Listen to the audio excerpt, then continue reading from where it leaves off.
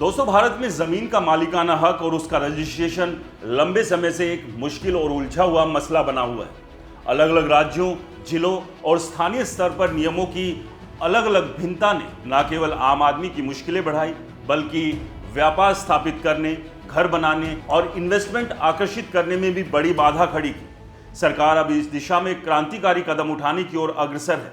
जमीन के रिकॉर्ड को पूरी तरह डिजिटल करने, विवादों को तेजी से निपटाने और लेन देन को सरल बनाने के लिए 2 उच्च स्तरीय पैनल गठित किए गए हैं। राजीव गौबा और टीवी सोमनाथन की अगुवाई में ये पैनल फाइनेंशियल और राज्य स्तरीय सुधारों पर काम कर रहे हैं, ताकि जमीन की संपत्ति की वास्तविक कीमत को अनलॉक किया जा सके। दोस्तों, मैकेंजी की एक हालिया रिपोर्ट के मुताबिक यदि सुधार सफल होते हैं तो हाउसिंग और कमर्शियल क्षेत्र में जमीन की कीमतें 25% तक कम हो सकती है।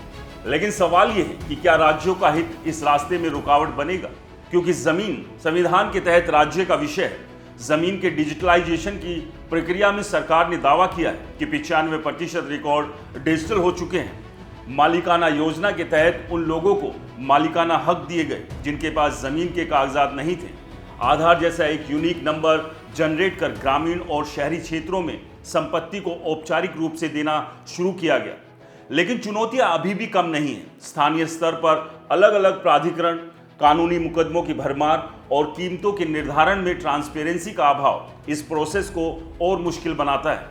भारत में दीवानी मामलों की सबसे बड़ी संख्या जमीन से जुड़े विवादों की है, जो कई बार फौजदारी की शक्ल ले लेते हैं। दोस्तों, भारत का लक्ष्य इन सुधारों के जरिए न केवल प्रोसेस को सरल करना है, बल्कि कमर्शियल और रेजिडेंशियल सेगमेंट में बड़े बदलाव लाना भी है। लेकिन क्या ये इतना आसान होगा जब जमीन का मामला राज्यों के अधिकार क्षेत्र में आता है? दूसरी ओर सरकार महिलाओं की कार्यबल भागीदारी को बढ़ाने के लिए भी सुधारों की दिशा में कदम उठा रही है। भारत में केवल 33% महिलाएं कामकाजी हैं, जबकि विकसित देशों जैसे चीन, अमेरिका, ऑस्ट्रेलिया में यह आंकड़ा 55 से 60% के बीच है। IMF के पूर्व प्रमुख क्रिस्टीन लेगार्ड ने कहा था कि यदि भारत में 50% महिलाएं कामकाज में शामिल हो जाएं, तो GDP में 50% की वृद्धि हो सकती है। सुरक्षा, सामाजिक रूढ़ियां और पारंपरिक सोच ने लंबे समय तक महिलाओं को काम से दूर रखा, लेकिन हाल के दशकों में आशा, शिक्षा मित्र, आंगनवाड़ी कार्यकर्ता जैसे क्षेत्रों में उनकी भागीदारी बढ़ी है।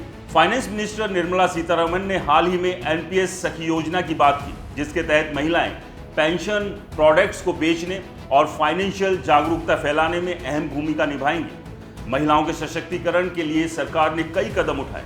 प्रधानमंत्री आवास योजनाओं में महिलाओं के नाम पर घर देने की शर्तें हों या जनधन खातों में 70% से अधिक खाता धारक महिलाएं होना, ये आंकड़े सकारात्मक बदलाव की कहानी कहते हैं। स्वयं सहायता समूहों के जरिए भी महिलाओं को आर्थिक रूप से स्वावलंबी बनाने की कोशिश जारी है, लेकिन अभी भी फाइनेंशियल साक्षरता और महिलाओं के कार्यबल में भागीदारी बढ़ने के लिए बड़े सुधारों की जरूरत है।